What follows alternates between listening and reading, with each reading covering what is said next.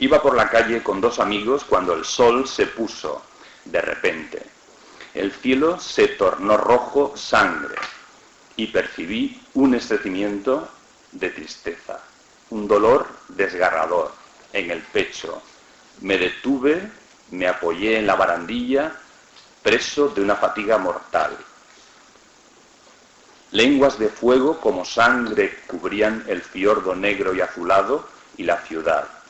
Mis amigos siguieron andando y yo me quedé allí temblando de miedo. Y oí que un grito interminable atravesaba la naturaleza.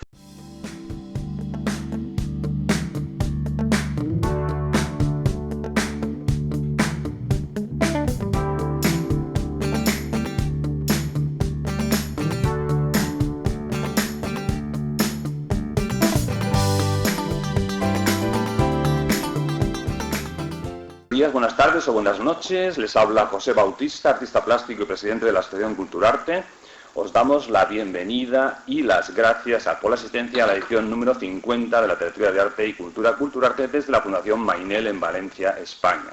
Hoy vamos a tratar el tema de Eduard Munch y para ello tenemos con nosotros a los siguientes amigos y tertulianos. En primer lugar, como siempre, presentaremos a los nuevos. Por mi derecha tenemos a Maite Begiristain, que es profesora de Estética y Teoría del Arte de la Universidad de Valencia y Crítica de Arte. También dirige una editorial de textos sobre danza. Bienvenida a la tertulia. La pregunta inicial, para que ya conozcan tu voz los oyentes, sería ¿cómo conociste a Munch? Bueno, a ver, cuando yo tenía 8 o 9 años más o menos, yo vivía en Irún y aterrizó en Irún un individuo que se llamaba Jorge Oteiza, que venía de América. Entonces, mis hermanos mayores, que son 14 años, 15 años mayores que yo, entre ellas, una de ellas es pintora, pues estuvieron alrededor del grupo que Oteiza montó allí de investigación estética, y estaban allí Montes Iturrioz, estaba más tarde Chillida, que había una cantidad de gente, sobre todo pintores y sobre todo paisajistas, muchos paisajistas. Uno de ellos además era mi profesor de dibujo. He hecho dibujo, no he pintado, pero he hecho dibujo, que era Gaspar Montes. Entonces, en todo ese ambiente he conocido al mismo tiempo los libros y las imágenes. En esa época yo conocía a Cézanne, conocía a Van Gogh, conocía a Munch y conocí toda esa caterva cuando yo no tenía ni idea ni de arte clásico, ni de Grecia, ni de Roma, ni de nada de nada. Pero esos libros, claro, son muy atractivos. Uno cotillea lo que tenía alrededor, y alrededor mío en ese momento había eso, y además había este grupo de artistas que continuamente estaban yendo a París, viniendo de París, hablando. Y yo, como de pequeña tenía una habilidad muy grande para esconderme, me escondía y me metía en el grupo de esta gente, me metía en el taller de Oteiza, escondiéndome detrás de mi hermana, ¿verdad? Y me enteraba de cosas que no entendía nada, pero se me quedaba dentro. Esa es la clave del conocimiento de Munch. Sí. Muy interesante, pues muchas gracias. En segundo lugar tenemos a Fuensanta Niñirola, que es artista plástica también y escritora, tiene dos vertientes, porque es licenciada en filosofía, ¿sí? Y Bellas Artes. Y además está aquí hoy porque ha escrito un libro sobre Munch, precisamente, que debe ser de los pocos que hay recientemente escritos. El alma pintada, que justamente pues hace poco lo ha presentado también en Madrid en la exposición que en estos momentos se está realizando en la Fundación Thyssen. Bueno, pues Fuensanta ya es socia de la asociación y por lo tanto pues le podemos preguntar que por qué escribió este libro. Bueno, la verdad es que escribí el libro por azar. Fue una casualidad del destino, porque yo conocía a Munch también desde hace mucho tiempo. De hecho, una de las pinturas que yo copiaba cuando era pequeña también dibujaba y pintaba. Y por mi mi cuenta. Entonces cogía imágenes de los libros y las reproducía en el lienzo y tal. Y una de ellas recuerdo perfectamente que fue un paisaje que tiene Munch, que es como una serie de, como unos espectros que van con las caras así un poco alucinadas en una calle oscura, una noche, en fin.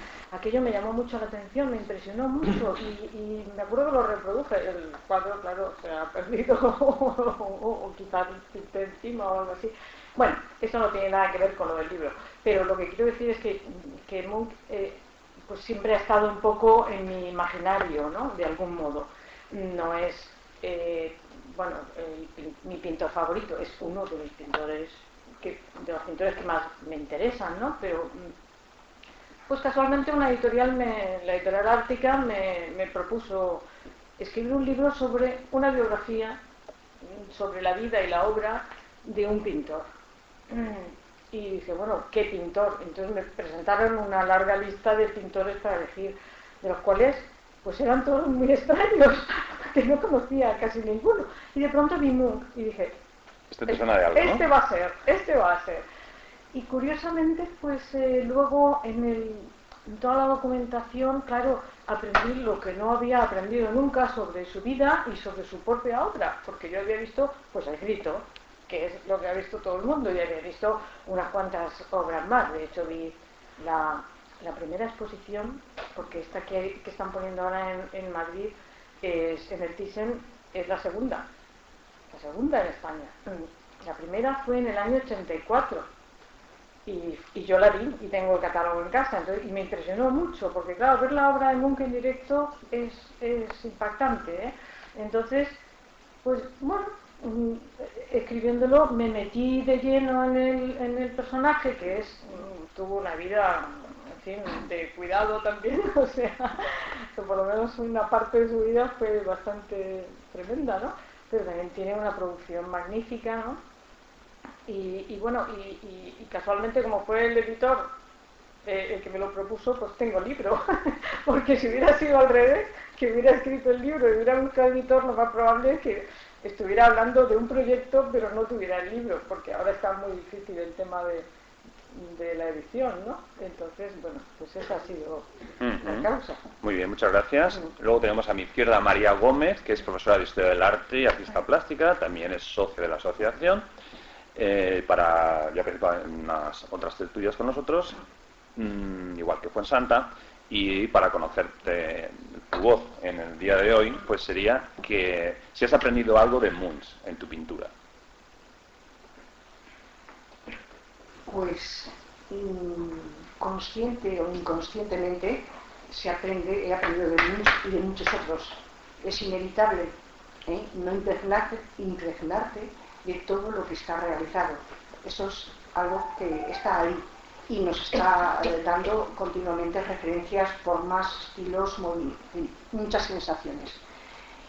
Sí, examinando a Munch, ya no solamente, bueno, yo en el caso de Munch lo conocí, voy a retomar la pregunta, pero lo conocí en el momento que vi el grito, y como si me gritara. Fue un momento de un lapso de tiempo en el que estuve. Pero luego vi la extensísima obra, que creo que son 28.000 obras en su vida. ¿28.000? 28.000 obras a lo largo de su vida. ¿Pintadas? Pintadas. ¿Ah, sí?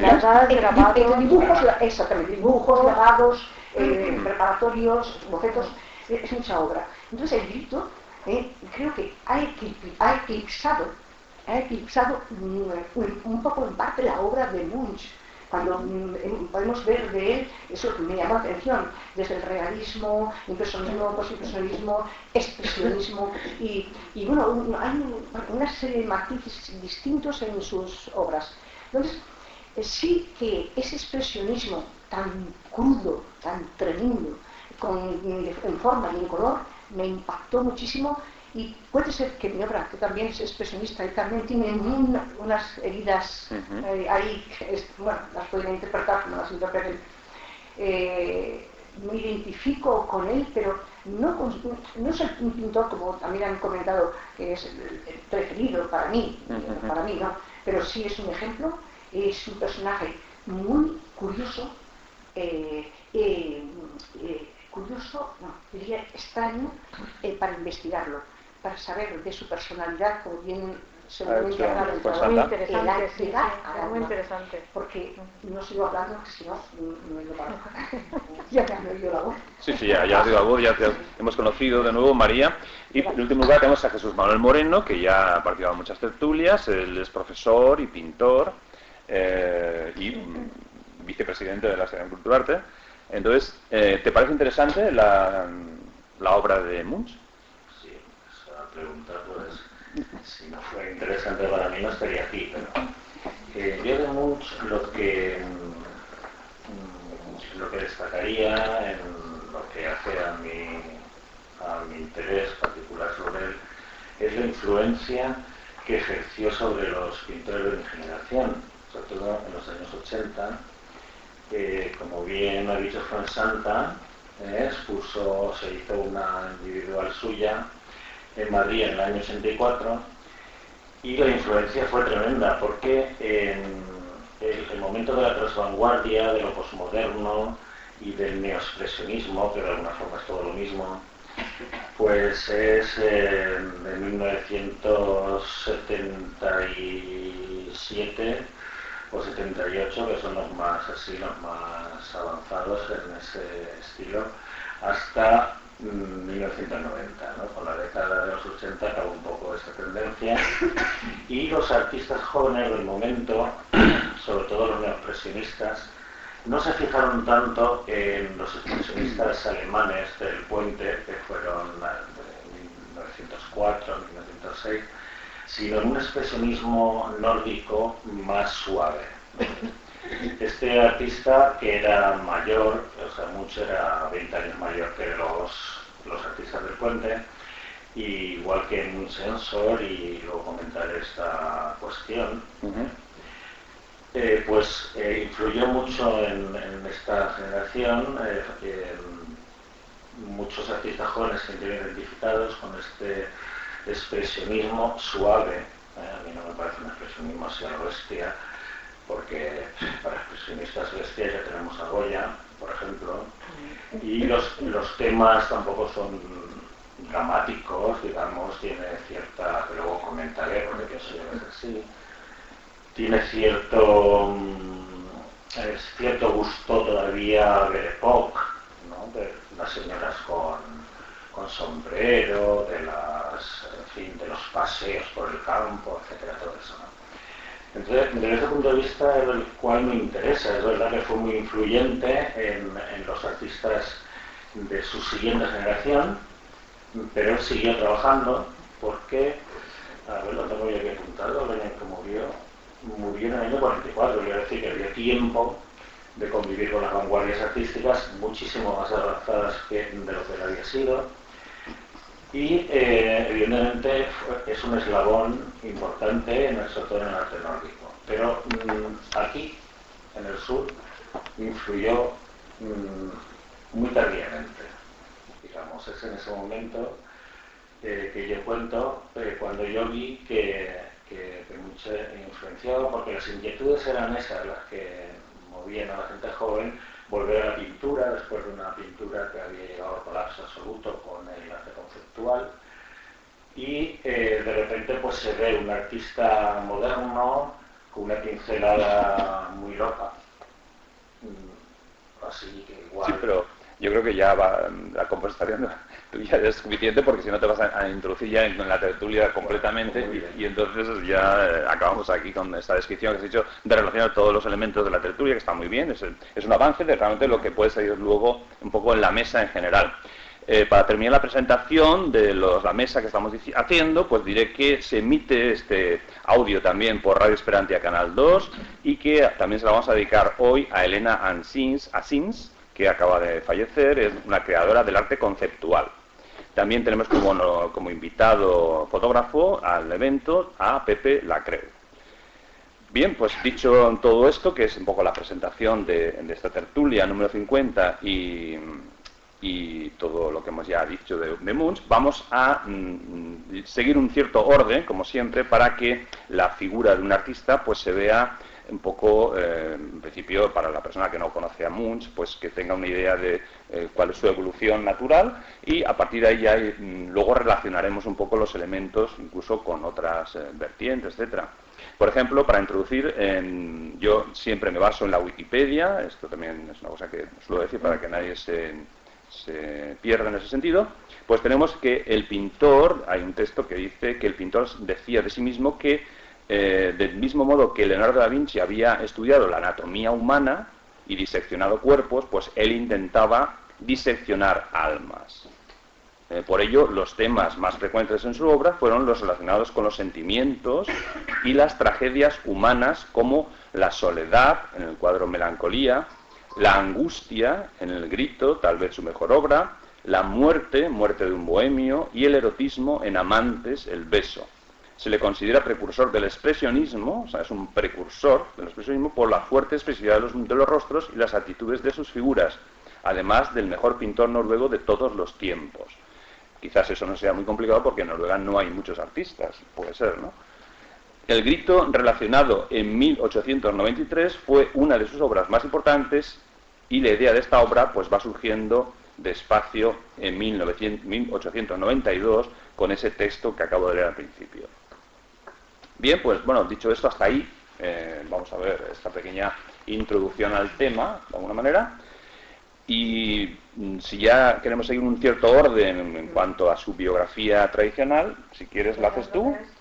¿Voy poniendo las imágenes o qué? Bueno, como quieras. ¿Tú tienes previsto explicar un poco el nacimiento, dónde vivió, todo esto? Sí, pensaba decir algo de eso, es decir, bueno, espera, voy a darle pausa aquí. Es que me aclaro mucho con el ordenador. Bueno, vamos a ver. Aquí se ve una foto de la familia de Munch. Justamente Munch nació un 12 de diciembre, que hace muy pocos días ha sido su aniversario. Sí, justamente. Sí, bueno, hubiera sido casualidad que hubiéramos coincidido la tertulia ese día, ¿no? Nació un 12 de diciembre... De 1863. Pues, 63, sí, en unas condiciones un poco penosas, porque en una granja aislada, vivían en una granja aislada, era diciembre en Noruega, imaginaros el frío que había allí, todo lleno de nieve, estaban allí muy aislados y tal, y bueno, y allí nació, y era hijo del médico militar, sí, Christian Munch, y su esposa Laura Catherine. Y él decía siempre que tenía un poco de las dos ramas familiares, una por la parte de... Él se sentía más por la parte de materna, más como que heredaba algo de la parte materna, porque estaba convencido... La madre murió de tuberculosis. La tuberculosis era una enfermedad que había en la familia. En la otra familia, la enfermedad que había era la locura, es decir, bueno, una cierta clase de locura, ¿no? Demencia. Entonces él estaba convencido de que había heredado todo aquello. Y por eso su vida, sobre todo la primera etapa de su vida, la juventud, tenía un carácter como muy atribulado, digamos.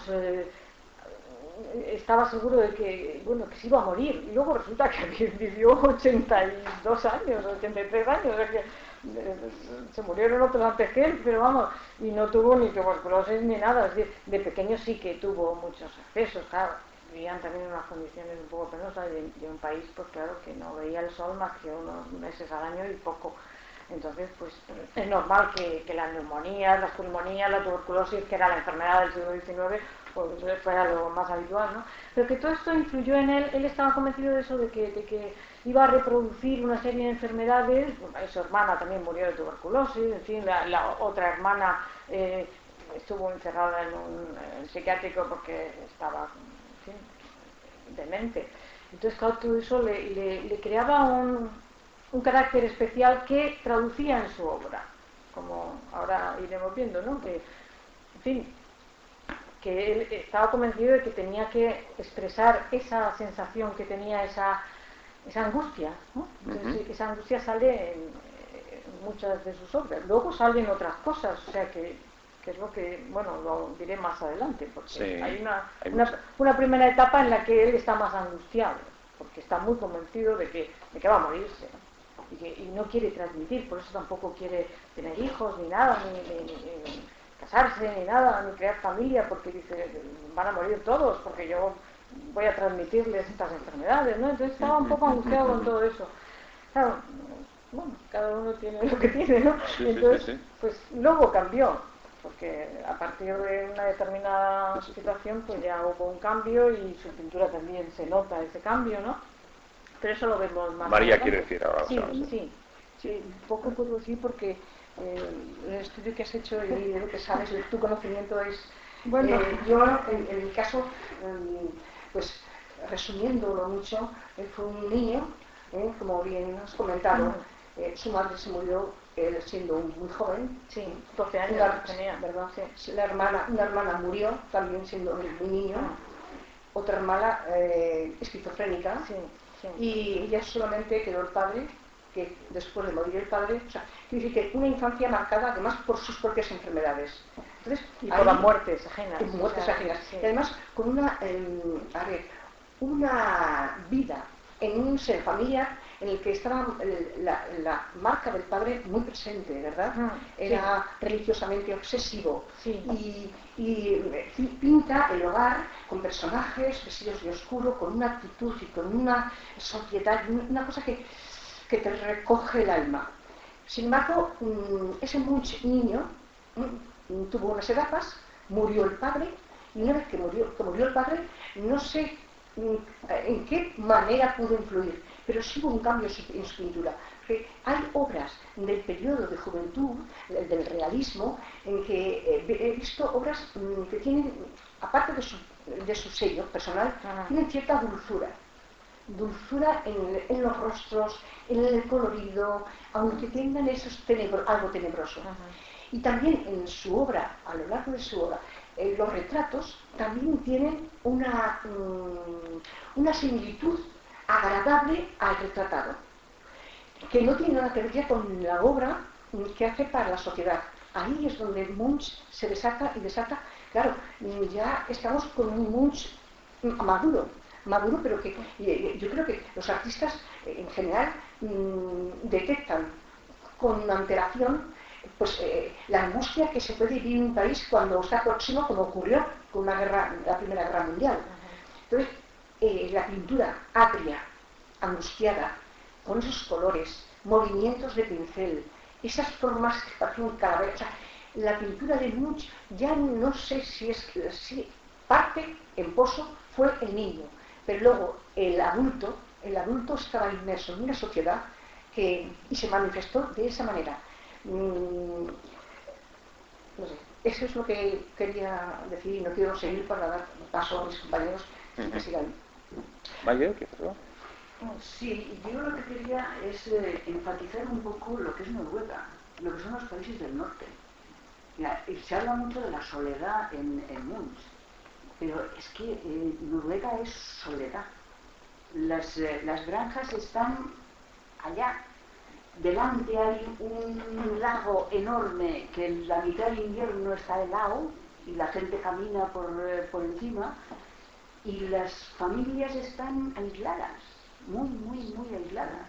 Yo he estado en Noruega en primavera y no he podido ir hasta el norte porque la nieve no me ha dejado, ¿vale? Y eso era abril, era por Semana Santa. Entonces, imagínate eso en invierno. A mí lo que más me ha sorprendido de Noruega, luego diré lo que más me ha sorprendido de Munch, pero lo que más me ha sorprendido de Noruega es el silencio. Un paisaje nevado, con mucha nieve, sin aire, no tiene ruido, no hay pájaros, no hay perros, no hay vacas, no hay nada. Silencio absoluto. No hay nadie caminando, haciendo crujir la nieve. Está toda impoluta. ¿cómo no va a marcar eso? Entonces, claro, no es Munch. Entonces, de pronto un grito en ese panorama es algo muy novedoso. Sin embargo, en una ciudad bulliciosa, un grito no sería nada, ¿no? No se oye nada, pero pegas ahí un grito y lo primero que dices es ¿de dónde viene? ¿Qué pasa? ¿Vale? Entonces yo creo que eso, no solo en este hombre, en más pintores que hay en el norte, que no conocemos porque están muy lejos y tienen unos nombres imposibles. Pero eso yo creo que influyó mucho. Yo al hilo de lo que dice Fuensanta, sí quería decir que la principal reflexión que yo traigo sobre Munch, porque yo a Munch lo veo muy romántico, es decir, veo que es un epílogo del romanticismo. ¿En qué sentido? En el sentido que ya lo habéis dicho, lo habéis insinuado de varias formas, en el sentido de la naturaleza esa que el romántico le sobrecoge, que no entiende, le parece que se lo va a tragar, ¿no? Entonces, Munch precisamente, quizás porque vive en Noruega, porque en Noruega la naturaleza es muy... A mí me llama la atención lo que dices porque es verdad que tiene que ser así, pero también es verdad que la naturaleza es muy salvaje en el sentido de los colores, de las puestas de sol, de los fenómenos, digamos, meteorológicos, son todos a la bestia. Entonces, claro, eso hace que una persona que además ha vivido en una granja de pequeño, pues se sienta como indefenso ante esa naturaleza, ¿no? Y entonces todo lo que él expresa, esos miedos y esas cosas, que puede venir también por su biografía familiar, pero también fundamentalmente está muy condicionada por haber vivido sumergido en esa naturaleza. Yo creo que él cuando dice y de pronto el grito atravesaba la naturaleza, o sea, mencionado, ahí está diciendo precisamente lo que ve. Si nos fijamos en ese cuadro y en algunos otros que tiene, las formas humanas es como si vinieran diluidas por los arcos de las nubes, los ojos del cielo y del agua, porque es como si, es decir, se quedara uno absorto diciendo, bueno, es que no soy nada en medio de esta naturaleza tan inmensa y tan sobrecogedora. Eso desde el punto de vista de lo que él me parece que representa, ¿no? De lo que él pinta, ¿no? Y luego lo de diseccionar almas, que ya lo habéis dicho 2 veces también, ¿no? Lo que él es el pintor del alma, ¿no? Bueno, pues para eso lo primero es que crean el alma. Entonces, quiero decir, viene muy bien en este momento en el que Munch es interpretado no precisamente de esa manera, sino más bien de una forma nihilista, ¿no? Hay muchas interpretaciones nihilistas, no solo de Munch, sino de muchos de los artistas de la escuela moderna, o sea, que ha supuesto la pre-vanguardia como Munch o la vanguardia a otros, ¿no?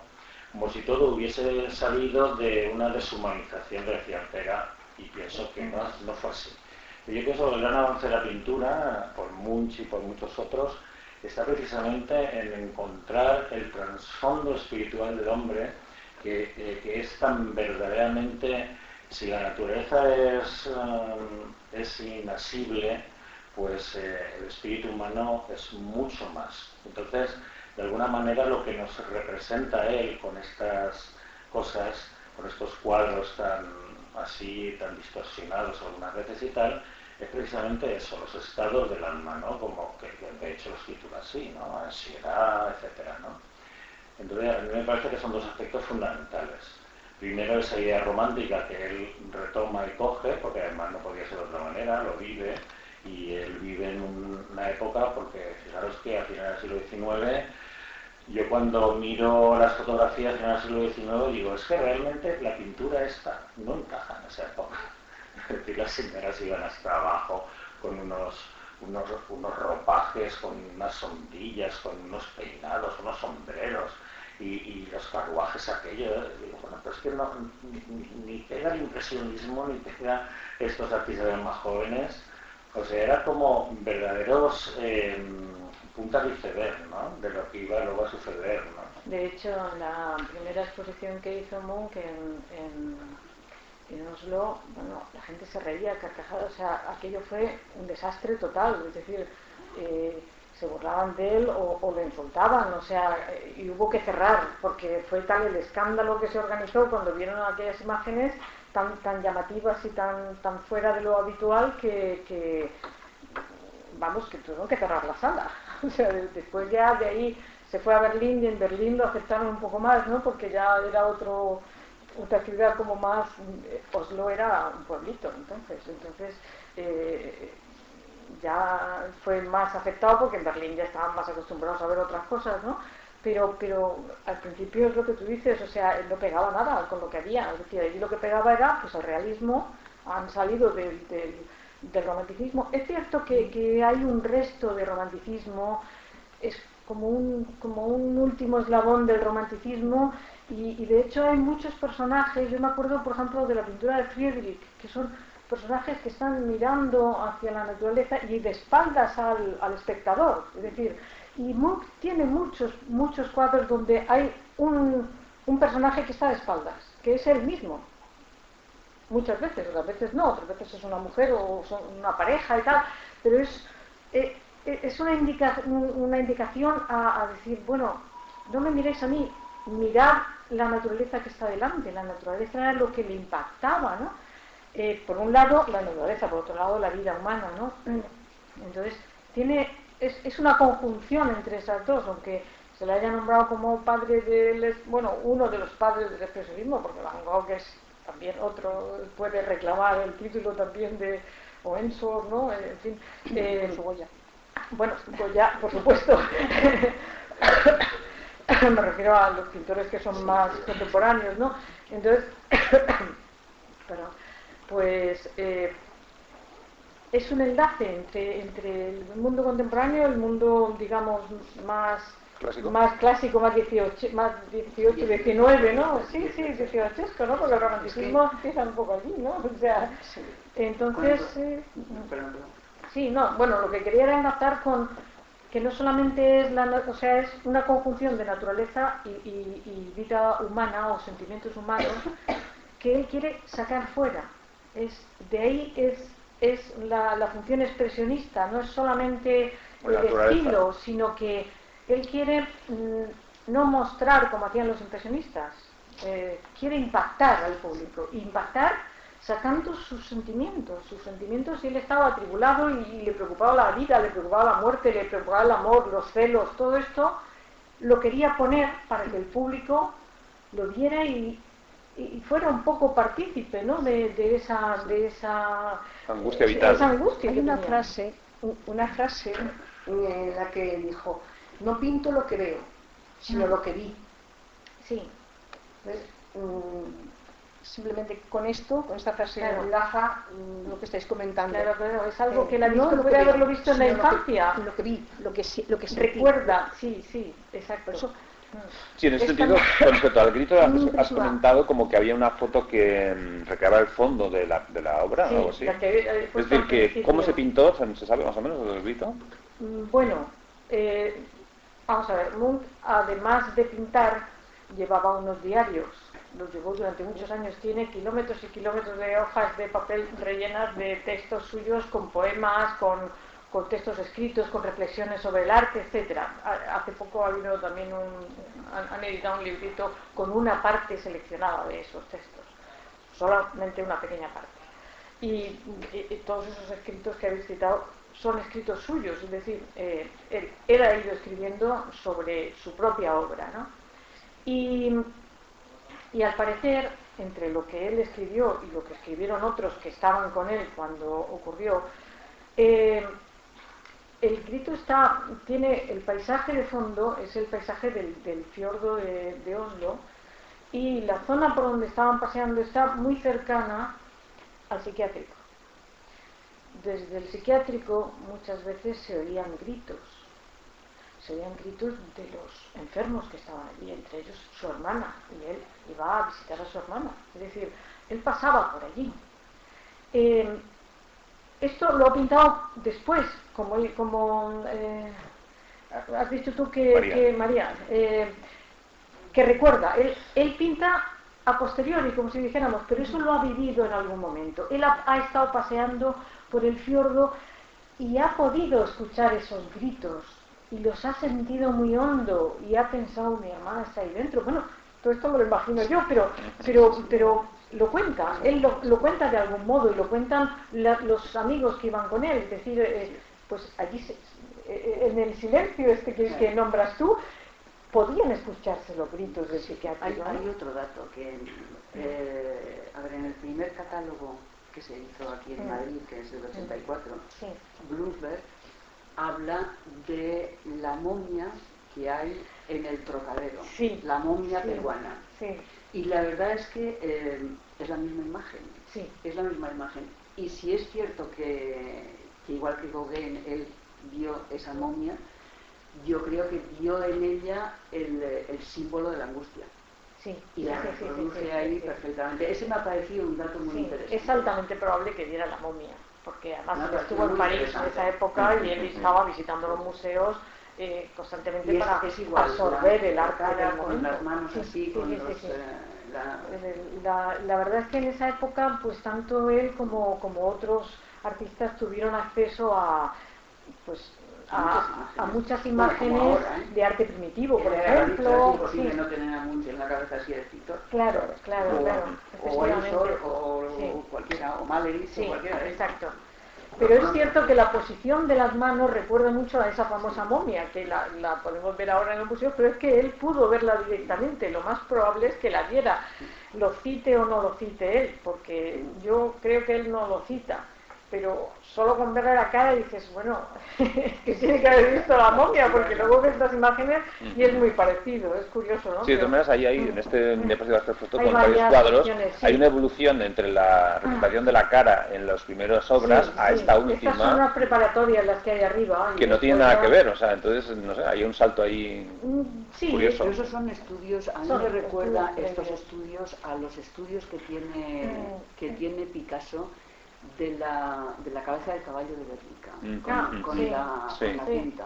Varía mucho hasta que encuentra el grito de verdad, la forma de flecha, ¿no? Y varía hasta le pone color en algún momento, que luego lo quita porque desdramatiza el cuadro, ¿no? Yo creo que son aciertos de estos que los artistas tienen y que se quedan, que por eso yo creo que es el cuadro más conocido de él, porque son...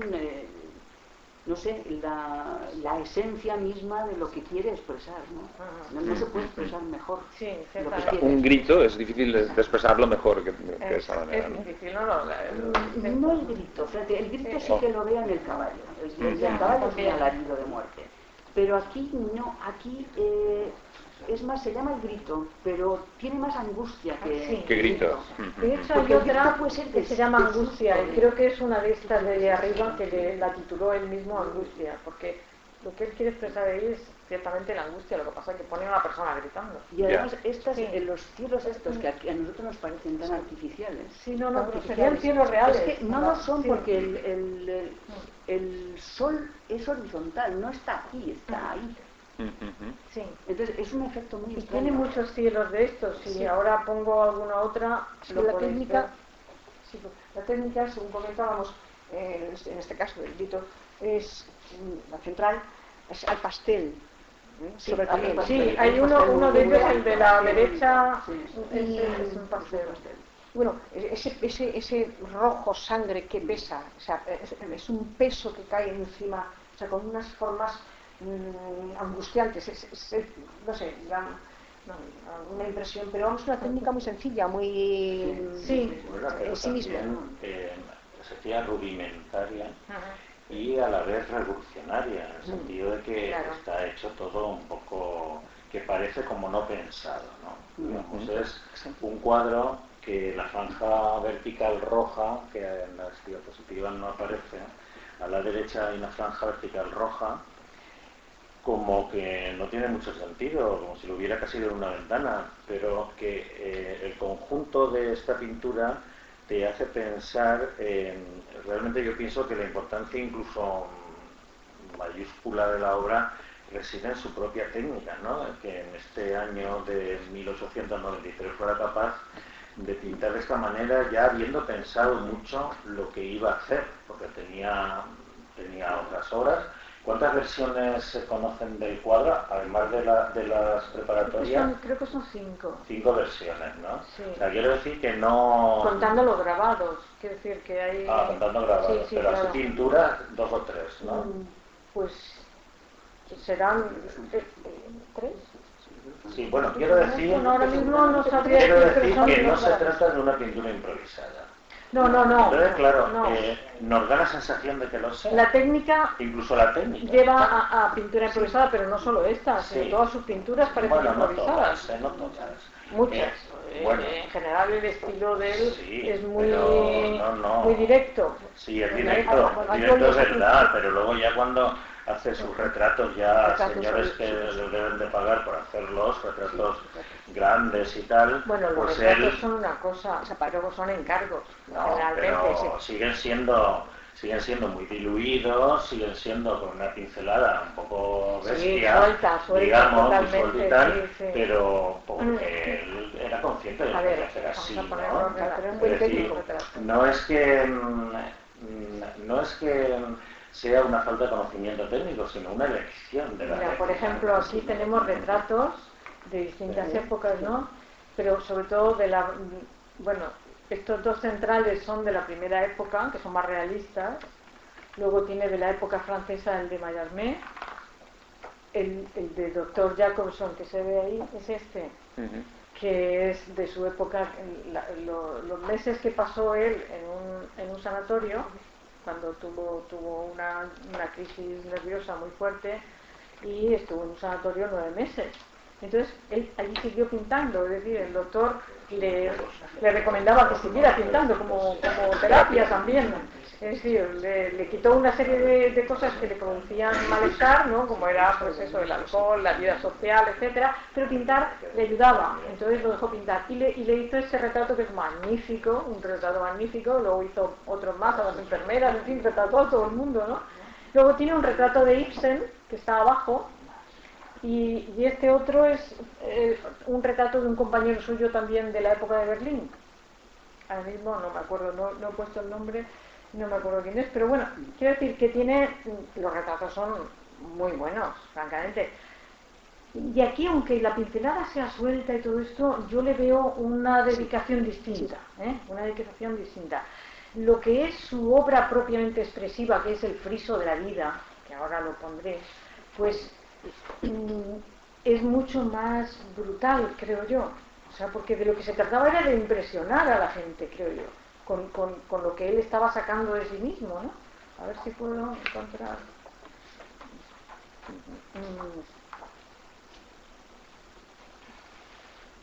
Sí, de todas maneras, en el año 1879 comienza la carrera de ingeniería, pero unos años más tarde la deja para empezar su carrera artística, que le abrió el camino al desarrollo del expresionismo, como hemos comentado, hasta que en el año 1881, vende 2 cuadros y pinta su primer autorretrato.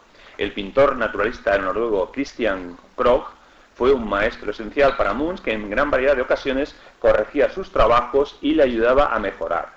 Participó por primera vez en la exposición de otoño de Cristiania, Oslo, donde estableció relaciones con el círculo de literatos y artistas de la capital.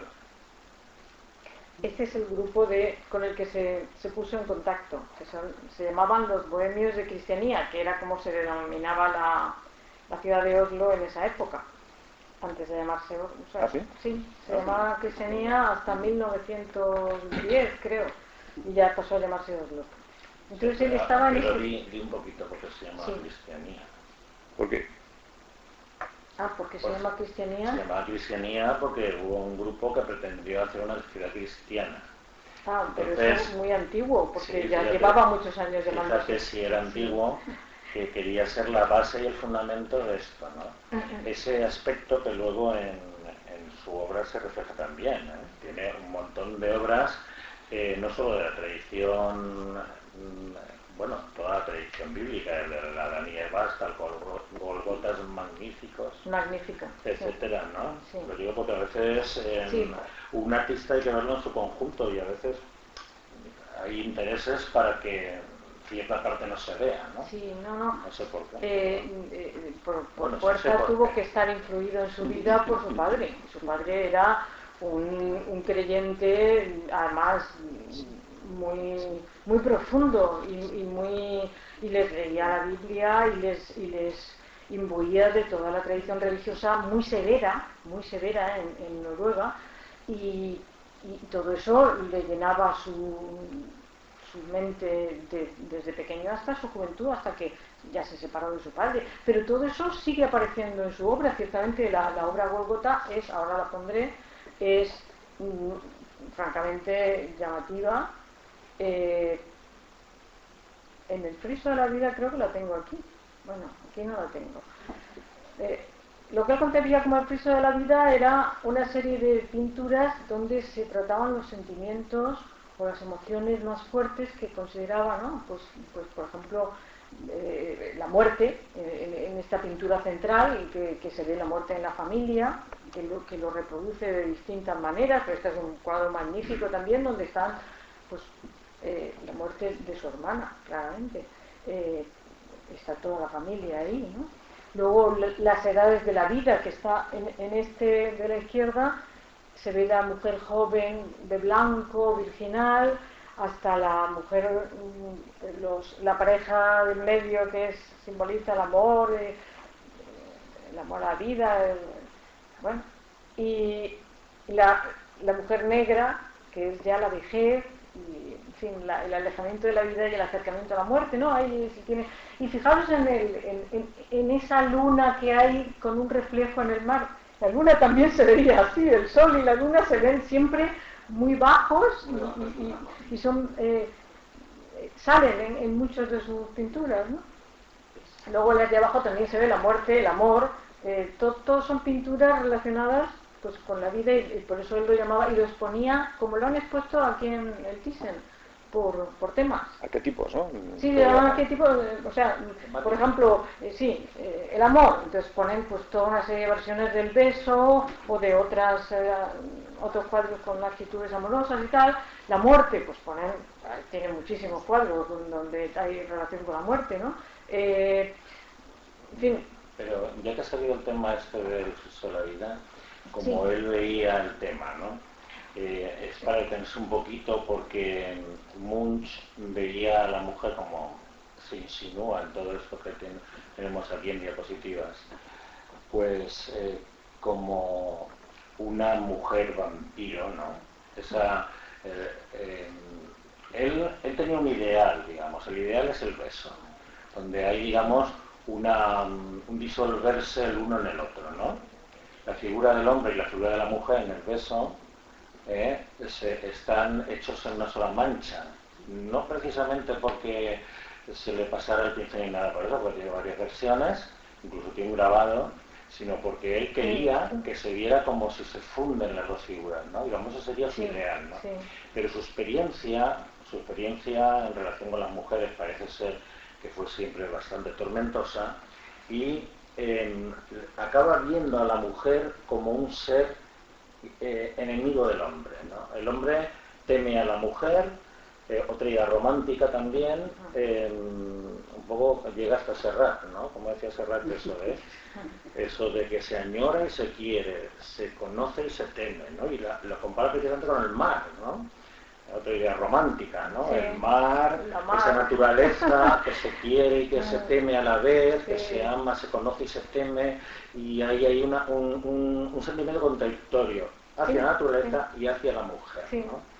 Entonces, en este cuadro que hay aquí central, que se ve como parece que hay una pareja que han tenido relaciones sexuales, y entonces ella acaba la relación sexual matando al varón.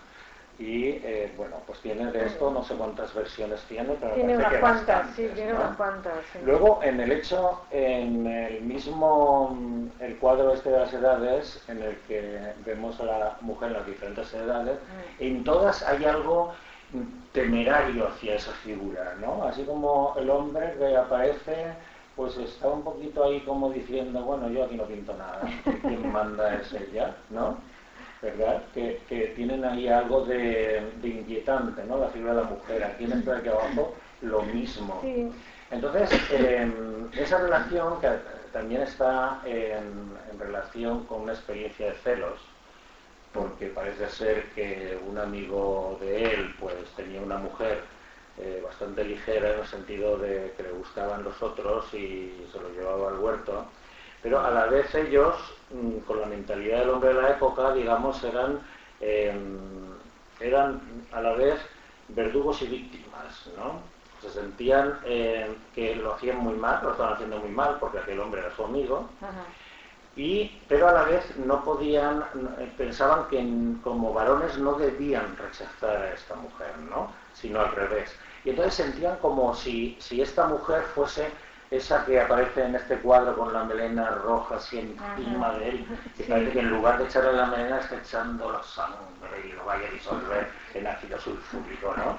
Bueno, pues estas otras porque aquí se ve precisamente hubo el personaje que está con la señora, ella era otra pintora del grupo de bohemios, y hubo como una liaison, ¿no? O sea, hubo un triángulo entre el profesor, el Jagger, Jappe Nielsen, y el cuadro de abajo de la derecha vuestra es ese paisaje que se ve. Aquí está el pobre angustiado y celoso, creo que lo llama melancolía. Uno lo ha llamado de varias maneras, pero está celoso porque al fondo, no se ve bien, pero al fondo hay dos figuras, una figura blanca que es la de ella, que se está yendo con el otro, y entonces él está celoso. Entonces, ahí se creó... Hay una frase sí, que dice, no recuerdo haber sido feliz en ningún momento de mi vida. ¿Ah, sí? Pero ahí yo quiero insistir en una cosa, el romanticismo de Munch, el romanticismo de Munch que está basado en el siglo XVIII, y en el siglo XVIII la idea del romanticismo es la idea de una vida dolorosa, una vida que te pasen muchas cosas, y muchas cosas más, y la melancolía era un sentimiento magnífico. Exacto. Y la añoranza. Claro. ¿Vale? Entonces todo eso está ahí. Y si tú has vivido una vida que no te ha pasado casi nada, le llamaban una vida de agricultor. ¿Vale? Una vida de alguien que no tiene medio cerebro. ¿Vale? Era esa sensación. Entonces todo eso yo le veo mucho a él ahí. Y está muy reflejado. Yo lo sabía, sí. Y los líos esos que tenían entre todos, eso es muy del 18. Sí, bueno, y eso era como que claro, era un grupo donde las mujeres que habían eran pues pintoras y eran mujeres muy especiales para su época, no era la típica mujer con su marido que iba al paseo dominical, no, eran mujeres mucho más libres. Claro, eso por un lado les atraía enormemente porque claro, no eran prostitutas, eran mujeres libres, que no es lo mismo.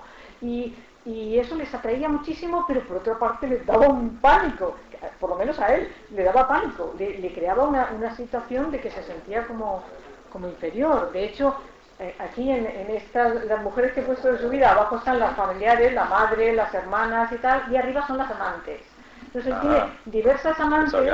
Sí, bueno, es que es curioso porque con las primeras son todas del mundo artístico y son pues la mujer de uno de sus profesores al principio en Oslo, que es la que lleva el sombrero, que bueno, pues también era la mujer de su profesor, pero tenía un poco de, en fin, de libertad, ¿no? Y entonces, bueno, pues se ve que tenía sus relaciones con los alumnos. Y la otra era una compañera, pintora también, era una polaca, tenía un nombre muy largo, pero bueno, no, un nombre muy largo no, se llamaba Dagny Jewel.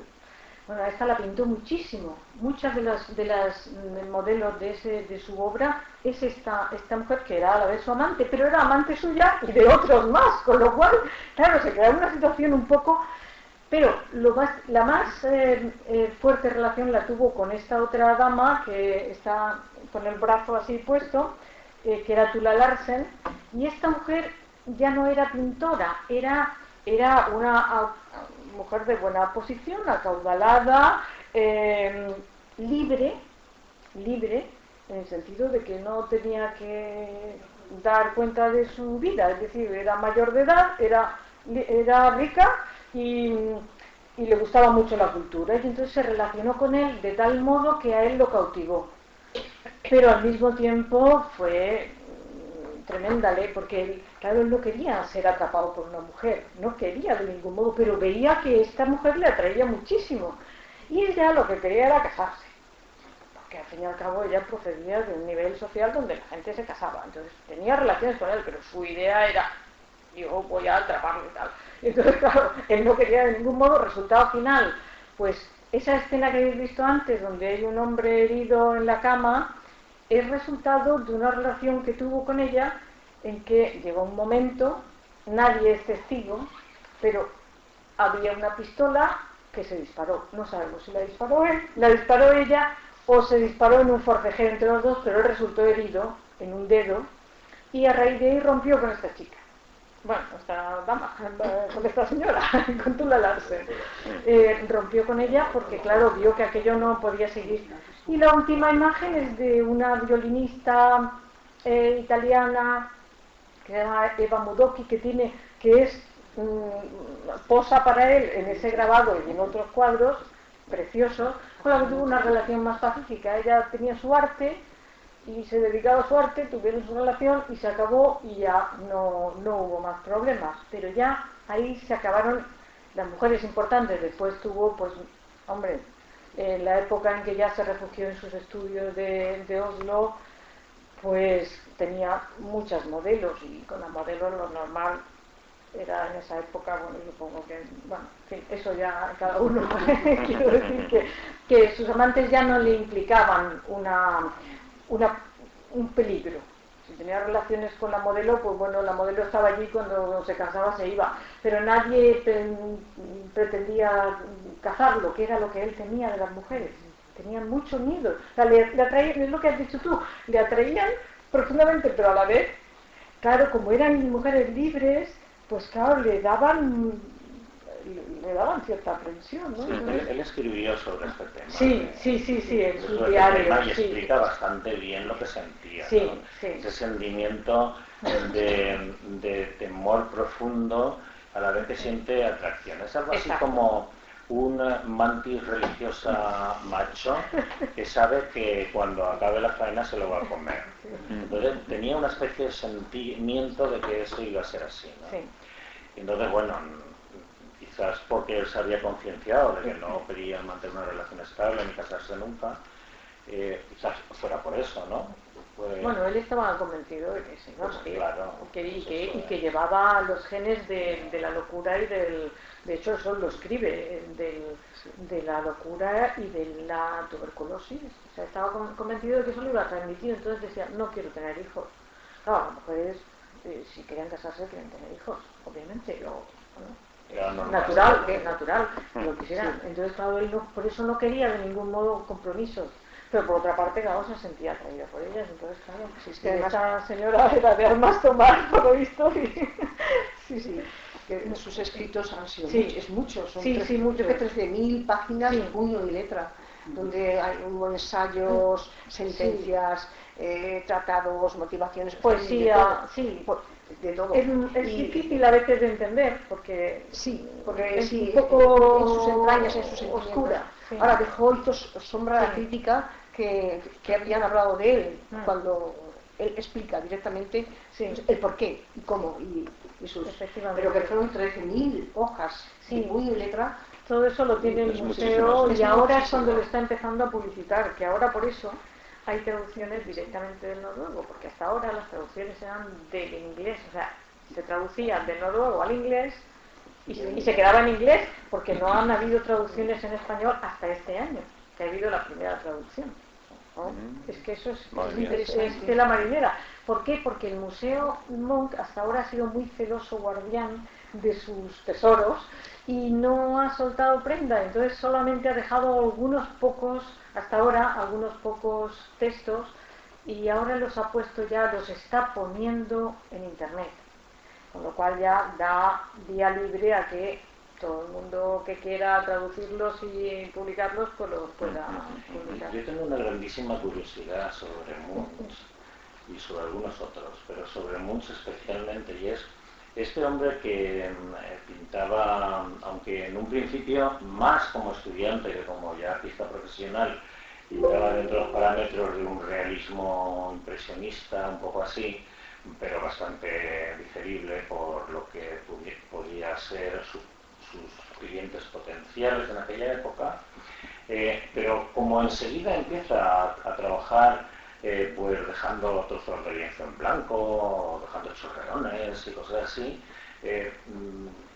¿cómo consiguió? Es que heredó mucho de sus padres, estuvo para poder pintar como quería y tal en la década de 1890, o al revés, o a través de esta señora que era tan rica, pues consiguió encargos. Yo esto tengo mucha curiosidad. No sé cómo pudo vivir esta En su tiempo. primera etapa, en la etapa parisina, pasó hambre, francamente. De hecho, ahí cuenta por distintos medios. Yo, cuando me documenté por el libro, vi que realmente, o sea, la primera etapa lo pasó muy mal, es decir, porque prácticamente no vendía nada, a la gente le parecían unos cuadros espantosos lo que veían, o sea, el gusto no, incluso en París, allí él pintaba pero no vendía.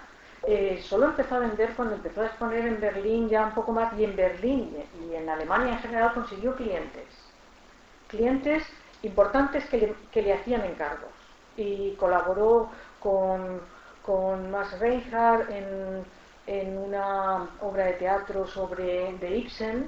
Todo eso sí que le produjo, ahí empezó a ganar dinero, pero hasta esa época, los años que él pasó estudiando, los pasó con una beca.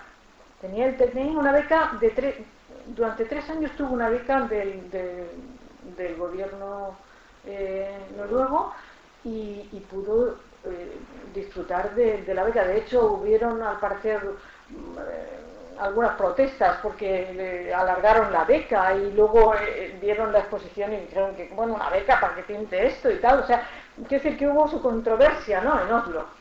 Pero vamos, quiero decir que él vivió, y lo que le iba mandando su tía, porque él vivía, cuando murió su padre estando él en París. De hecho, le afectó mucho porque se enteró por el periódico. La carta le llegó más tarde, entonces se enteró por el periódico que había muerto su padre.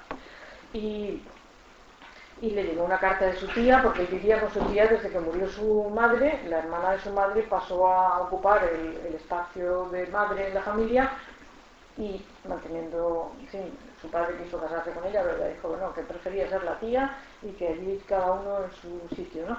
Y la tía hacía trabajos extra para mandarle un poquito de dinero, es decir que esto que he puesto aquí son los estudios que tenía, los estudios que tuvo en Oslo, que tuvo diversos estudios, y los que tenía al aire libre, con la nieve y todo, que es muy curioso, porque él decía que la naturaleza tenía que trabajar también sobre su obra, es decir, que los dejaba allí, que le cayera la nieve, y que se ensuciaran, en fin, no le importaba, los tenía al aire libre, igual con abrigo, para pintar ahí. Pero bueno, entonces, terminando de responder, es eso, es a partir de la época de Berlín, cuando él empieza a tener clientes importantes y ya a ganar dinero. Es decir, en su segunda etapa él ganaba suficiente como para mantenerse, incluso para mantener a su hermana, para pagar el psiquiátrico y para mantener a su tía. Es decir, que la última etapa incluso ya era reconocido en Oslo. Tuvo un encargo muy importante de la Universidad de Oslo, que lo tengo por aquí. A ver. El encargo de los murales a Sofrander. Sí. Eso fue ya al final. Bueno, fue al final, pero... No del todo, pero quiero decir que antes tenía que haber ido vendiendo cosas pequeñas, ¿no? Digo yo. Sí, vendían, pero sobre todo eran los encargos de... Vamos a ver, por ejemplo... Aquí tengo yo el retrato del presidente de la EG. Mira, retratos de amigos y...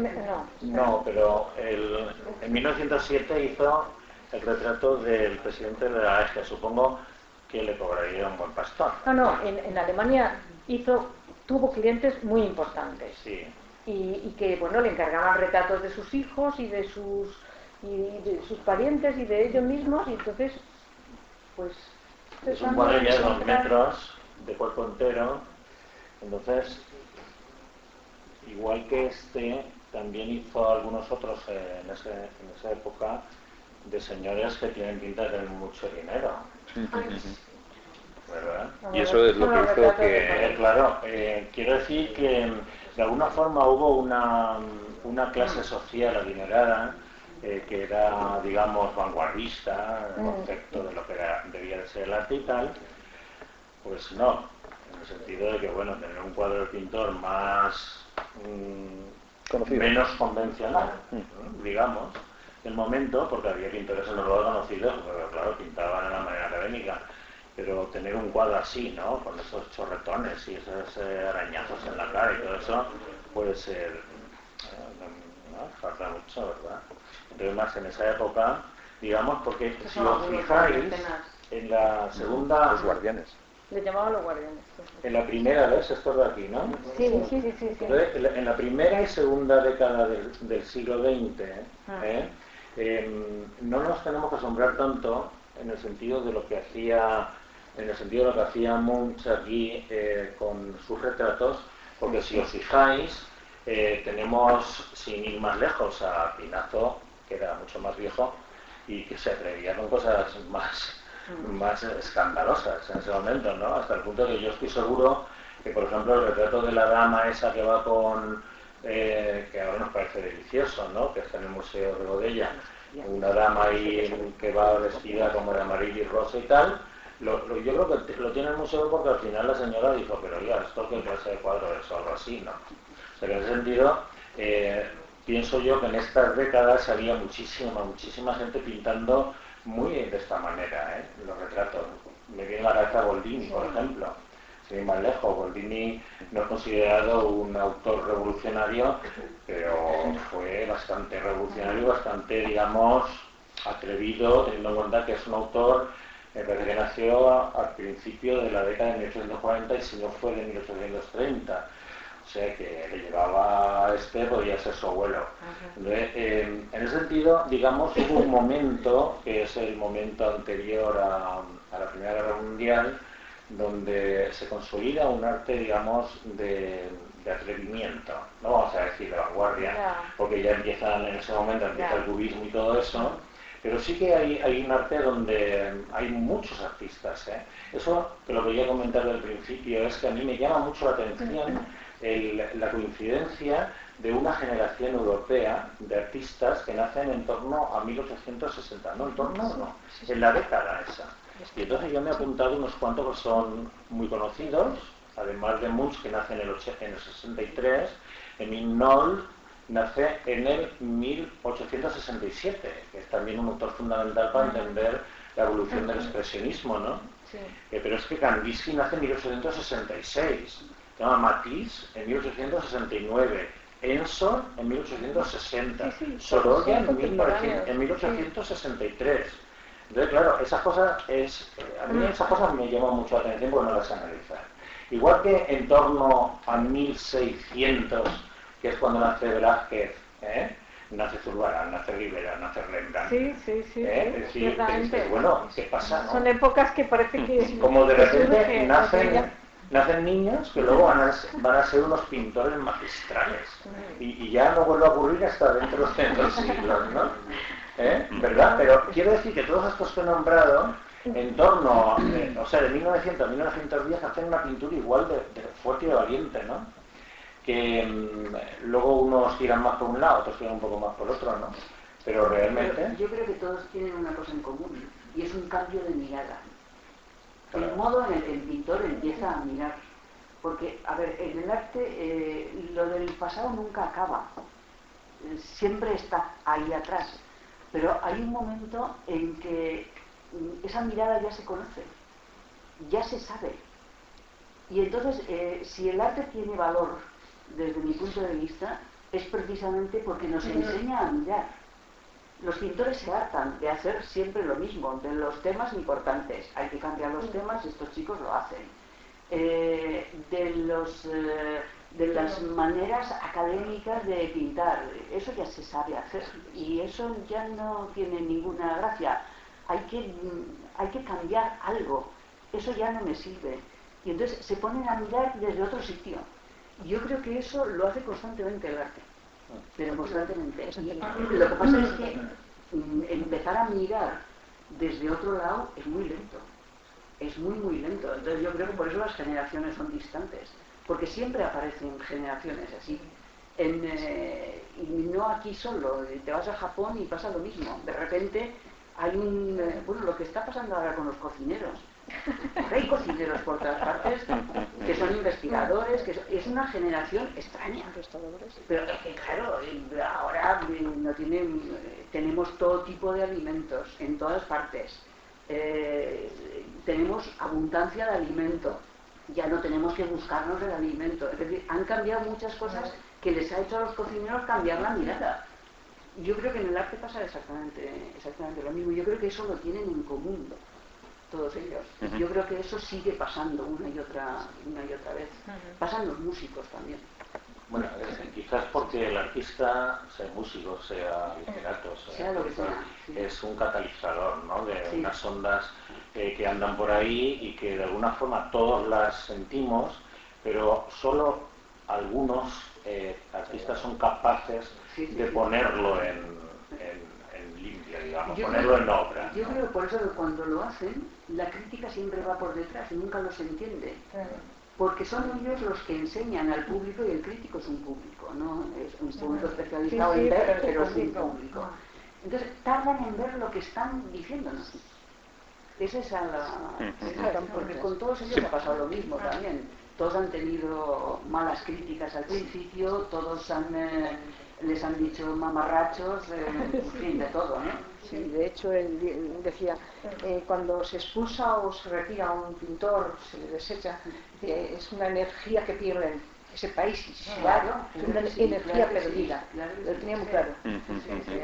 Sí, esto de los guardianes que has dicho antes, que queríamos saber a qué te refería. Sí, no, bueno, esos son amigos suyos que él retrató y que cuando se encerró ya en su época final, a ver si lo... Sí, pero es que estaba mirando por abajo. Vale. Pues todos estos son amigos suyos o clientes que a la vez fueron amigos, ¿no? Y que él colocó sus retratos en el estudio y en la casa donde se refugió ya en sus últimos años, porque vivía él solo, completamente solo. Entonces decía que esos eran sus guardianes. Entonces los tenía todos ahí expuestos y eran los acompañaba, ¿no? Vamos, de vez en cuando iban a visitarlo, lógicamente, pero que él se sentía acompañado con las pinturas de sus amigos, o sea, los sentía como presentes allí, ¿no? Entonces los llamaba los guardianes. Y los tiene ahí, se ve él en la foto con las pinturas puestas allí y muchas veces las ponía, pues eso, era se supone que eran retratos ya vendidos y que no estaban en posesión de vamos a ver.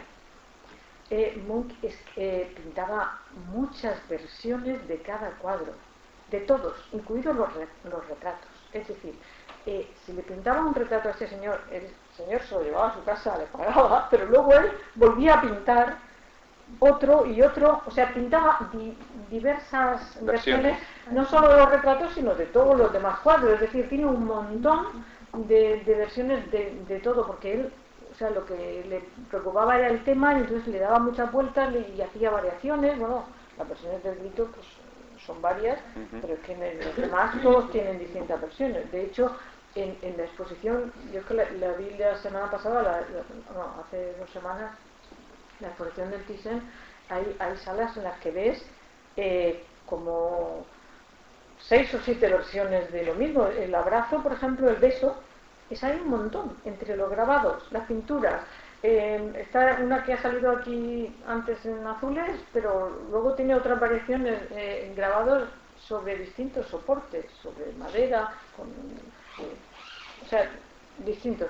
Él se obsesionaba por un tema y lo iba desarrollando a lo largo de los años. Es decir, por ejemplo, el de la niña enferma, que era su hermana cuando estaba pues muy mal, ya a punto de morirse, eso le impresionó mucho y eso lo guardó mucho en la memoria. Entonces pintó muchas versiones. De hecho, también en el Thyssen hay una de las versiones de la niña enferma que no es la primera, y es un cuadro que incluso lo araña.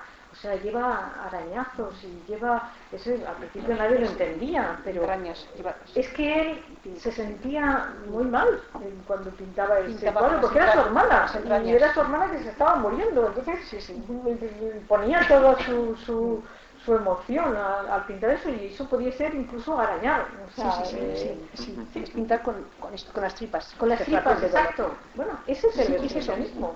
Sí, es el expresionismo. Claro. Bueno, hay una cosa que a mí, la pintura que más me interesa de él son sus autorretratos de última época. Parece que ya hay temporadas, por lo menos, yo no lo sé, que pasa en una clínica, porque aquí figura un autorretrato en la clínica del profesor Jacobson, que es del año 1909, otro autorretrato en Weimar, pero que da la sensación también que está en un comedor tipo institución, ¿no? Estos dos que hay aquí. Pero luego, hacia los años 40, ya al final de su vida, hace otros dos autorretratos que a mí, en su momento, fueron los que más me influyeron, sobre todo por la manera de entender la luz, pero que parece a mí me parece que siguen, que esto es un lugar, esto no es un hogar, esto es una cama de una clínica o algo así, ¿no? No, ese está hecho en su casa. Y este sí, porque ya se ve que hay una colcha y tal, que por cierto no me llama la atención, de hacer la colcha. El otro que muestras, que dices que parece que está en una clínica, está en su casa, pero está recién pasada una gripe española que hubo una epidemia de gripe española muy fuerte en esa época, y creo que el título es después de la gripe. Después de la gripe, sí. Entonces, claro, se le ve enfermo, pero él está en su casa. No volvió a ir a un sanatorio. De hecho, el doctor Jacobson hizo un buen trabajo con él, porque en los 9 meses yo diría que lo curó radicalmente, es decir, le desterró prácticamente esos miedos que tenía, aunque alguno siguiera, porque claro, esos paseos, este autorretrato que hay, que es un autorretrato nocturno, dicen que por las noches él se levantaba, encendía todas las luces, ponía la radio y se paseaba por su casa, allí él solo. Eso lo dice a alguien que, bueno, de vez en cuando tenía pues un asistente que le ayudaba con la jardinería y con las cosas de la casa y tal, entonces dice que alguna vez lo oían de lejos, veían la casa encendida y se oía ahí una música y tal, y él paseaba. Y ese autorretrato es uno de esos que es nocturno, ¿no? Y el otro es tremendo, el que está él en posición de firmes, con un reloj sin manecillas, simbolizando, ¿no?, que ya se le estaba acabando el tiempo, y realmente ese es de los últimos autorretratos, no es el último, pero es de los últimos que tuvo. La manera que tiene en esa obra de manejar el espacio y la luz es tan absolutamente lejana a lo que es un claroscuro, que podría entenderse que es una pintura enteramente posmoderna, ¿no? Porque de hecho la colcha que representa es una abstracción totalmente, y bueno, todo lo que hay en el fondo y la luz esa que incluso refleja, pero bueno, pasa un poquito de que sea una representación cierta de una visión, sino más bien pues de una vivencia, ¿no? De verse ya pues lo que se ve en la imagen, un anciano decrépito en sus últimas horas, y capaz de pasar de todo convencionalismo pictórico y hacer una obra magistral como es esta, que a mí me lo parece evidentemente. En este momento yo creo que está por encima, en 1940 con esta obra se pone más adelantado que Picasso en ese momento. Fijaos, si no, que Picasso siempre tuvo muy presente lo que era el conjunto del cuadro, la homogeneidad en la forma, etcétera, hasta que cumplió 30 años, en los años 70 del siglo pasado, ¿no? Pero Munch ya aquí llega a ese momento en el que Picasso llegó después, porque en esta época no era tan mayor, y es capaz de hacer una obra así, ¿no? Que a mí me sigue impactando, ¿no? Esta manera de trabajar, ¿no? Digo, tendré que llegar yo a cumplir 80 años para ser tan libre. A lo mejor. Sí, además sorprende el tema del reloj, concretamente, que un reloj en un dormitorio de ese tipo tampoco es muy habitual, ¿no? Bien, no, hombre, las casas estas Bueno, antiguas sí. eran tipo loft, que también tenían, que tenían estaba todo unido. unido, sí, sí. Él tenía la cama, pero tenía el estudio al lado, es decir, que las fotos que se ven de los estudios estaba todo un poco mezclado, vivía solo, no tenía que darle... Vamos a ir a los datos más concretos todavía, que no se han comentado todavía, por ejemplo, en sus viajes a París, o por ejemplo que Max Reinhardt en 1906 le encarga el diseño de los decorados para los fantasmas y para Hilda Habre de Ibsen, así como un friso para un salón de un teatro de Berlín, o sea que también hizo decorados de teatro. O sea que, no sé, yo me estoy dando cuenta de que es un pintor tremendamente desconocido y que es de una calidad y de una cantidad espectacular. O sea, yo estoy realmente sorprendiéndome aquí en cuanto a cantidad de obra, en cuanto a cantidad de posibilidades. Pero claro, bien, era una época quizás dura y no había los medios que tenemos ahora para difundirlo. No, pero yo creo que es lo que decía... Jesús. Que en España ha llegado muy tarde. Es decir, a lo mejor lo han conocido más en Francia y en Centro Europa o en Alemania, porque claro, él se movió más por esas zonas, ¿no? Y a España es un pintor que ha llegado muy tarde y ha llegado fundamentalmente con el grito. Ha llegado gritando. Sí. Obviamente, ¿no? Es lo que yo he comentado al principio, así de pasada, que el grito eclipsa la obra de este autor. Y tiene Pero ¿por qué? Exactamente ¿por qué sucede esto? O sea, ¿por qué es más conocido Munch, en este caso, por la obra del grito? ¿Por qué? O sea, ¿por qué ese efecto se ha producido? A ver, ¿quién ha sido el que ha provocado ese efecto publicitario de que el grito es una obra magnífica, maravillosa, y que eso es de un pintor que se llama Munch, noruego, y del que no se sabe nada más? O sea, es lo que tenemos todos, ¿no?, en la cabeza. Entonces, El mercado. a ver, una cosa es que el grito sea su obra más famosa, pero no su única obra conocida, ni seguramente su mejor obra. ¿en España? En general. Si hablamos de España, Yo hablo de España. tenemos que hablar a partir de los años 60.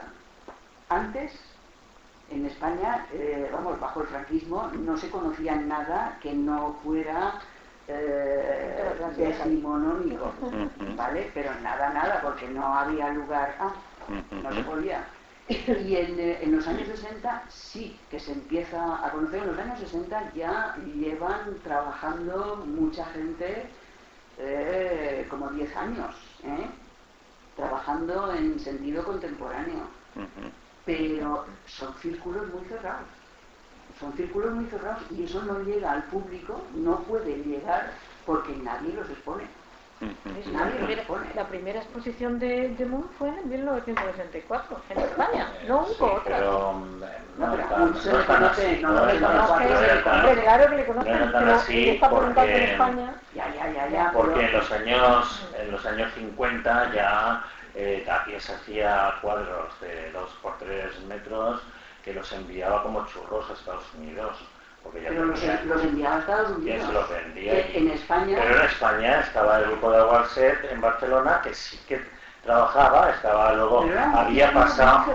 No salía como los. Público. Ahora todo el mundo conoce los libros de arte. Sí, claro. Vale, pero entonces te quiero decir que es que a quien le interesaba conocer la vanguardia realmente eran los artistas, en el sentido de que les influyera en su obra, ¿no? Que pudiese sacar lección de ella, ¿no? O sea que luego en los años 50 en España tenemos 4 o 5 grupos bien repartidos, muchos, que son bastante, en ese momento bastante así, porque también en ese momento está en el ambiente, ¿no? Que el expresionismo abstracto americano es el que más se conoce, pero luego hay muchos otros grupos por toda Europa, Cobra, etcétera, etcétera, ¿no? Vale, pero lo que yo estoy diciendo no es que en España no se conociera, que el público no lo conocía, que es distinto. Y entonces, cuando se nos dice por qué se conoce esto más que es el anuncio, no. cuando los grupos que estaban interesados en el arte en los años 50, 60, 70 conocían a Munch, no conocían solo el grito, conocían mucho más que el grito. ¿Por qué se ha hecho esa tan súper conocida? Yo insisto, yo creo que por la misma razón por la que mundialmente conocido de Picasso, incluso para la gente que no sabe nada de Picasso, es el Guernica. Son símbolos. Ya. Son símbolos. Sí, Sí, son obras sí, emblemáticas. Son obras emblemáticas porque son símbolos. Y entonces por eso se conoce en Munch el grito. Picasso es el Guernica. Y también porque hay muchos artistas que nunca han hecho una obra emblemática. ¿Sí? Exactamente. No porque esas cosas surgen. Y eso no solo pasa con la gente de arte contemporáneo, con Goya. ¿Qué cuadros? Los retratos de los reyes y las piezas negras. La pintura negra. En el Museo del Prado ya lo han sacado de detrás de una puerta. Pero hay un retrato de un perro, de la cabeza de un perro, que es una gloria bendita. Solo se ve este trozo. Sí, el trocito. Y cuando yo lo vi por primera vez, fue por casualidad, porque estaba literalmente detrás de una puerta. Y a mí me parece una cosa, y ahora ya lo han sacado, y ahora hay mucha gente hablando del perro de Goya. Pero, Saura tiene mi cuadro del perro de Goya. Claro, Y yo lo conozco desde casi siempre, pero bueno. La montaña, pero no lo han sacado al público ¿verdad? hasta hace muy poquito tiempo. Pero muy Tipo poquito. Crónica o Valdés tienen una versión de... Claro, pero si del eso perro. todo, o sea, los artistas lo han visto, sí. la gente que sabe mirar lo ha Claro, visto, claro. pero ni siquiera el director del museo lo ha visto. Porque no siempre el director del museo De lo que tiene. no ha sido capaz de ver como un artista. Ya. Sí, bueno, Es un funcionario. Claro. Muchas veces En, es un funcionario. en 1940, con la invasión del régimen nazi a Noruega, le retiraron muchos de sus cuadros de las galerías de arte porque pensaban que eran escandalosos, escandalizaban a sus visitantes. Munch no quería tener ningún tipo de relación con los invasores, ya que le consideraban un demente. Durante la Segunda Guerra Mundial, Munch se hace mundialmente conocido y expone por primera vez en Nueva York, en 1942, con motivo de su 80 cumpleaños, es objeto de grandes homenajes, a pesar de su mal estado, en el que sufre continuamente resfriados, acude a todos los eventos con gran honor. Murió el 23 de enero de 1944 en su hacienda autosuficiente de Ekeli, en Skiren, a las afueras de Oslo. Lo hizo tal y como había vivido, completamente solo. Tras su muerte, Ekeli dona a la ciudad de Oslo el conjunto de cuadros grabados y dibujos propios que obraba en su poder. Para celebrar el 100º aniversario de su nacimiento se inaugura en 1960 el Munch Museet, o sea, el museo de Munch, que conoce también Fuensanta, ¿no? Desafortunadamente ¿Ah, no no? lo conozco. Tú sí, ¿no? Que lo conocías, Maite. Sí, es una maravilla. ¿Cómo es? ¿Cómo es? Es ¿Puedes una contar? maravilla. Bueno, es un edificio muy racionalista, con mucha luz dentro. Tiene una colección. No está la silla, que yo no está. Bueno, no estaba cuando yo fui. Estará en el museo. Pero la tienen. Pero este museo no es un edificio tan tremendo. No es muy Creo grande. que ahora están haciendo Entonces, uno nuevo. debe de haber mucha bodega, pero mucha. Luego prácticamente Está todo. muy bien expuesto. Y aparte de todas las cosas que conocemos, a mí me sorprendió y además me sigue sorprendiendo porque poco texto, tampoco es que he leído yo mucho texto sobre Munch, pero del que he leído solo he visto una mención en Bloomsberg, y tú también lo mencionas aquí, los paisajes de Munch. Los paisajes sin personas. Son impresionantes, son magníficos. Y eso, verlos in situ. Tengo una imagen de uno de los cuadros que no es el que mencionas tú, con los 3 árboles verticales. 4 árboles verticales.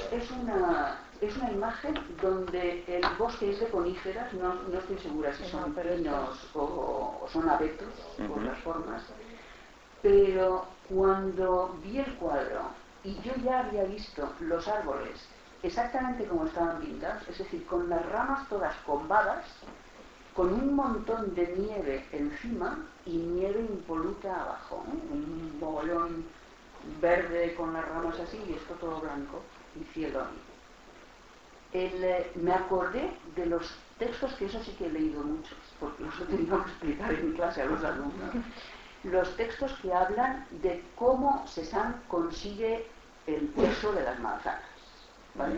Al menos en inglés hay un montón de textos.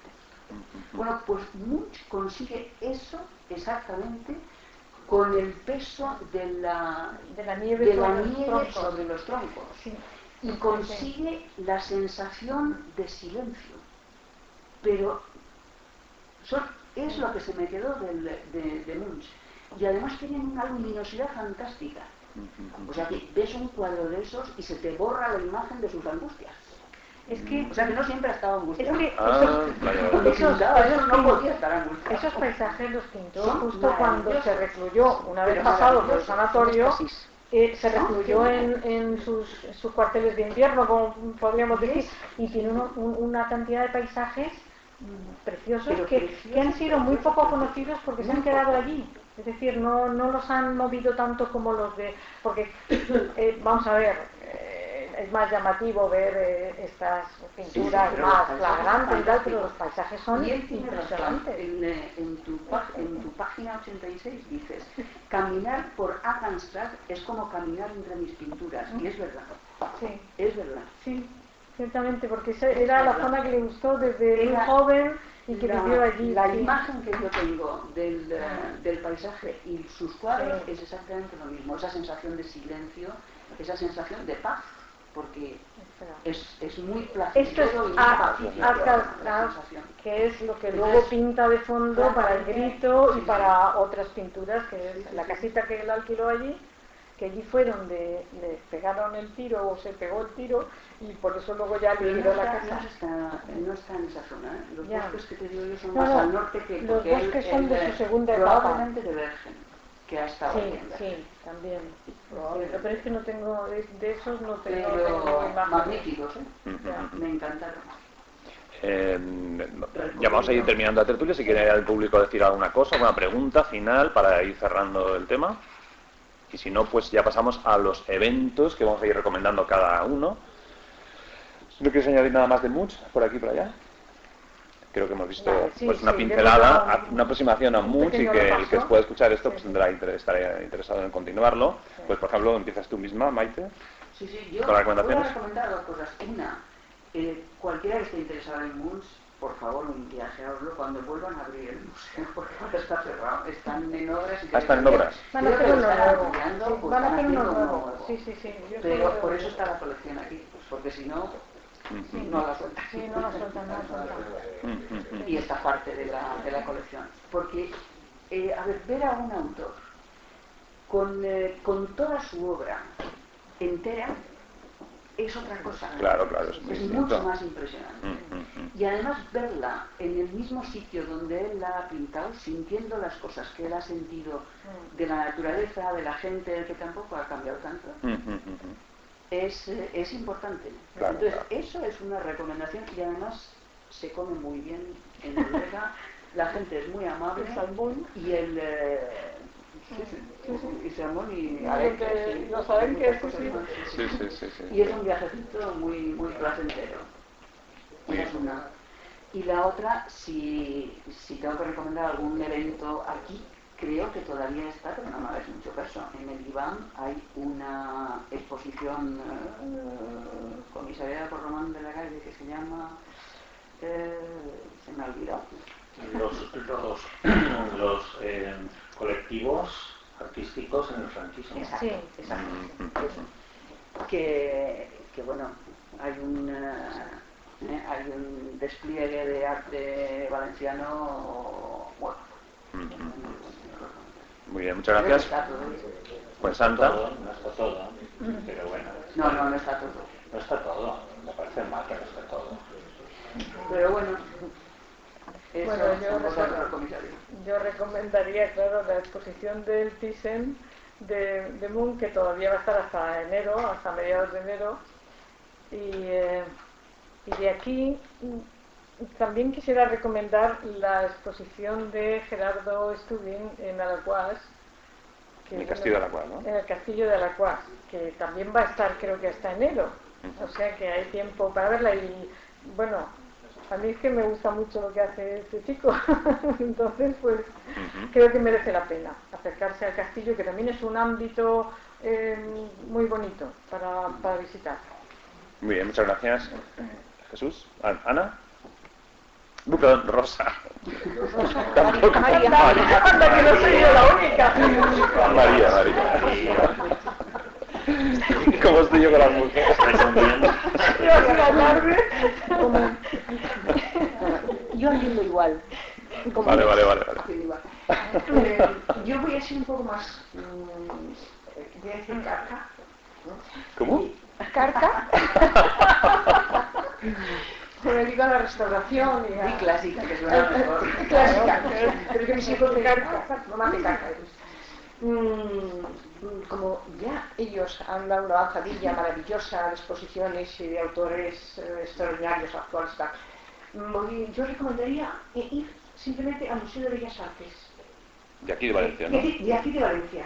Que muchas veces yo la primera, estudiante de Bellas Artes, no había ido al museo y ir al Museo de Bellas Artes y ver, pues, nuestra historia en la pintura, los valencianos antiguos en los retablos, simplemente, muy cerquita, lo tenemos muy cerquita, aunque lo de Oslo es muy interesante, yo me lo apunto. Claro. Jesús. Pues yo recomiendo que el camino de Oslo nos pasemos por la capital de nuestra autonomía más rebelde y veamos la exposición que Mafre tiene actualmente hasta el 10 de enero de Van Gogh and Matisse, que está en un palacete que es la casa de Garrigui Nogués, que solo por ver esta casa vale la pena hacer el viaje. De todas formas, Barcelona, ¿no? Sí, Barcelona. Yo lo vi ayer en internet y hay una visita virtual tan bien rodada que, o sea, te metes en el cuadro hasta la última pincelada en 5 o 6 cuadros, lo demás lo vas paseando muy bien y la cámara te permite enfocar al techo de la sala y al suelo. O sea que además del suelo mayoritariamente de teselas pequeñas, es una joya de lugar. Y los techos pues todos tienen unos estucos que quitan el hipo, ¿no? Y luego, bueno, pues, a mí no me gusta, por ejemplo, eso de que pongan un rojo intenso en la pared para poner cuadros o un azul ultramar, porque me parece que eso un comisario que lo hace, un señor que está entendido de arte, pues no sé qué habrá estudiado mucha historiografía, pero no sabe que el color interrelaciona con la obra. Y entonces yo cuando veía un Renoir, tiene un Renoir precioso, desnudo, y lo veía y decía, este no es el Renoir que yo conozco, y yo decía, pero ¿cómo? Pues es que tiene a todo alrededor y enfrente un azulón de estos el azul de pueblo con el que se teñía un poquito al final de las lavadas. El azulete, ese azul ultramar, oscuro. ¿El reflejo de la luz?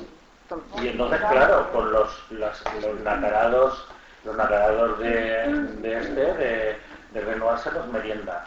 Pero bueno, al margen de eso vale la pena ir a verla porque es del Museo d'Orsay todo lo que hay, y francamente el Museo d'Orsay tiene de lo mejor de lo mejor. Pues sí, efectivamente.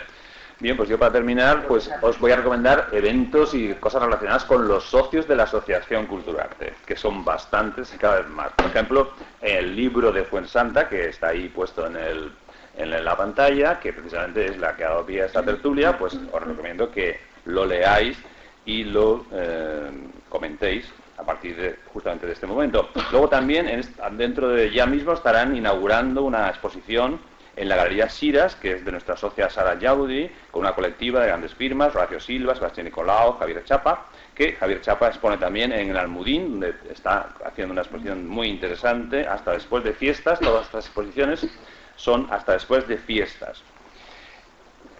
Básicamente es esto, aunque hay muchas cosas, ya se han dicho también lo de Stubin, etcétera. Hemos llegado a la tertulia número 50 en este momento, y aquí y ahora, en Valencia, ya hemos acabado el año con las tertulias, El año que viene pues empezaremos seguramente en Benicarló con la próxima, la 51, y bueno, pues a partir de este momento pues tenemos que hacer una especie de punto y aparte. Supongo que cambiaremos la sintonía quizás de las tertulias, que haremos algo, o quizás las haremos en vídeo, quizás más adelante. El caso es que llegar a 50 pues es un esfuerzo que hemos conseguido entre todos muy importante, pienso yo, con más de 250 tertulianos que han pasado por entre nosotros, muchos espacios que nos han cedido su lugar para poder hacerlas, etcétera, etcétera. Y yo creo que es motivo de alegría para todos y sobre todo saber que se ha conseguido gracias a que somos una asociación, ¿vale? No somos simplemente un grupo de amigos que nos hemos reunido, sino que somos algo más serio. Sin más, pues ya deciros que para toda la información que queráis tener sobre lo que hacemos, lo que dejamos de hacer, pues está en la asociacionculturarte.wordpress.com, que es el blog donde se publica todo lo que tenemos en cuanto a socios, en cuanto a formato de hacerse socios, proyectos próximos. Y también tenemos en Facebook pues también páginas de fans, la Radio Culturarte, donde también tenemos programas para escuchar, radioculturarte.wordpress.com, y aparte pues tenemos también correo electrónico, culturarte@gmail.com, y donde se va a escuchar esta tertulia dentro de poco, porque todas las tertulias las hemos ido grabando y se publican en el blog culturarte.wordpress.com. A partir de ahí, pues nos tenéis bastante controlados y informados, y aparte de eso, si queréis haceros socios o queréis saber más de nosotros y tener más datos, pues podéis dejar aquí vuestro correo electrónico en una hoja que tenemos, aparte de coger tarjetas de la asociación. Y bueno, pues agradeceros vuestra presencia, a los tertulianos también por el tiempo que han dedicado, y a la Fundación Mainel, por supuesto, por el espacio que nos ha cedido. Sin más, os saludamos desde la Fundación Mainel en Valencia, España, y os esperamos en la próxima tertulia, y felices fiestas y año nuevo. Que seáis felices. Chao.